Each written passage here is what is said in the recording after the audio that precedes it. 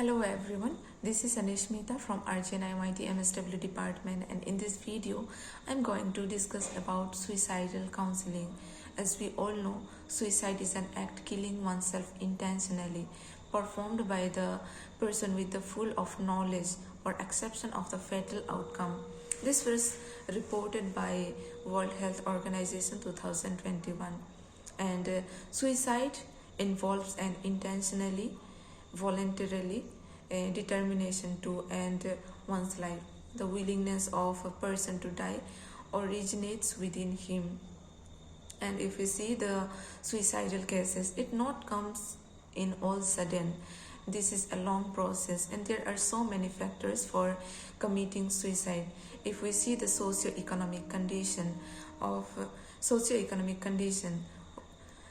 we can found that if someone having very much problem in education or social problem, financial problem, interpersonal problem, marital problem, family issue, then people commit suicide. And also there are some psychological factors such as depression, hopelessness, helplessness, anxiety, personality disorder, and loneliness. All these are psychological factors for committing suicide. So now we will see the role of counselor. As we all know, suicide is a complex issue, and counselor must do their utmost to ensure client safety and maintain client trust while asking tough questions that probe people's lowest moments. And empathy and trust are a huge factor in suicide work.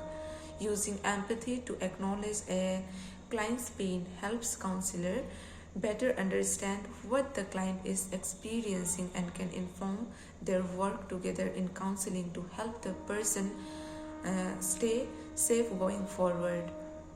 And if we exploring risk, assessing of suicide risk is a vital procedure that should be undertaken with every client. However, forging a bond with client ought to be the first step that professional counselors take before launching into detailed assessment questions. It was said by Christian Burns. And also practitioners should also endeavor to understand the client's full solution before intervening. Burns acknowledged that this may require counselors to overcome an instinct to take action immediately, especially when clients express thoughts and feelings about killing themselves. But what clients need most in that is a practitioner who will listen, not who will react or resolve. And when it's time to move into the questioning phase with clients, Burns recommends that counselor use an evidence-based suicide risk assessment tool and then stick with it. There are numerous evidence-based suicide assessment and the treatment tools are available that clinical counselors simply choose one that is good fit for their style and the client population.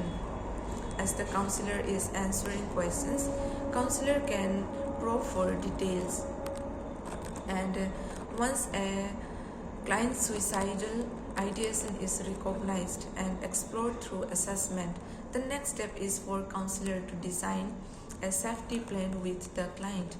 Counselor should also make sure that the client takes a copy of plan home. There are safety planning templates are available in online, and counselors should also be careful to check in with these clients regularly to ensure that their safety plans are still applicable or working.